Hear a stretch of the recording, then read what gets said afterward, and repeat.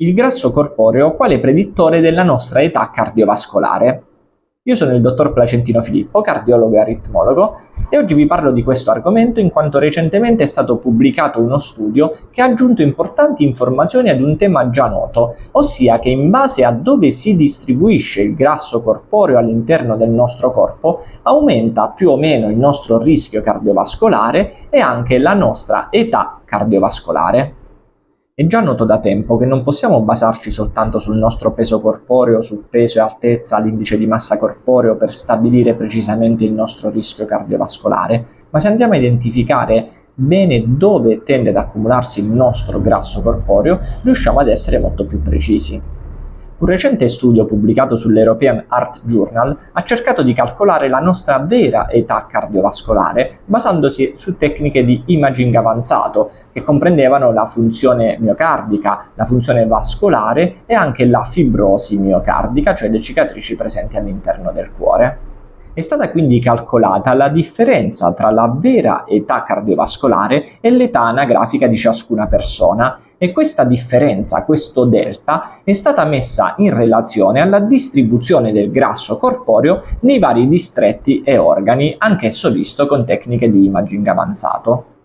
I risultati di questo studio ci hanno dato delle importanti conferme e anche delle nuove informazioni. Prima di tutto il grasso più pericoloso in assoluto è il grasso viscerale, che è il grasso presente all'interno della nostra cavità addominale, che circonda il fegato, circonda l'intestino e gli altri organi. A differenza del grasso presente nel tessuto sottocutaneo, definito grasso cutaneo o grasso comune, che è quello che noi andiamo a anche sentire con le mani, questo grasso, il grasso viscerale, è molto più pericoloso per il nostro cuore perché agisce come se fosse una vera e propria ghiandola, produce ormoni, citochine, sostanze infiammatorie che non fanno bene al nostro sistema cardiovascolare. Ancora altre due sedi molto pericolose di accumulo del grasso sono le infiltrazioni adipose nel tessuto muscolare e ancora l'infiltrazione adiposa all'interno del fegato.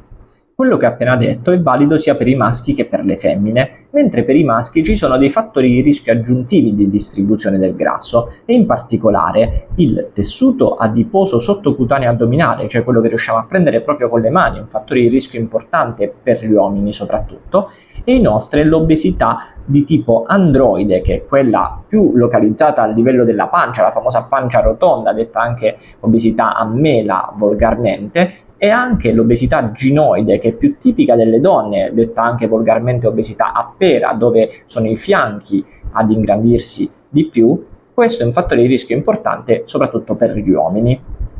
In conclusione possiamo dire che l'obesità è purtroppo un fattore di rischio molto importante e molto presente nella popolazione italiana e mondiale ed è un fattore di rischio che deve essere controllato. Il grasso viscerale è quello più pericoloso, quello presente all'interno dei nostri visceri e non c'è una terapia specifica, quindi si deve agire in prevenzione con l'alimentazione sana, con l'attività fisica e col controllo del peso corporeo. Se vi è piaciuto questo video vi invito a condividerlo e a seguirmi sulle mie pagine social Facebook, Instagram e YouTube, Dottor Placentino Filippo, cardiologo e aritmologo, dove potrete trovare altri video di approfondimento come questo. Grazie e buona salute a tutti!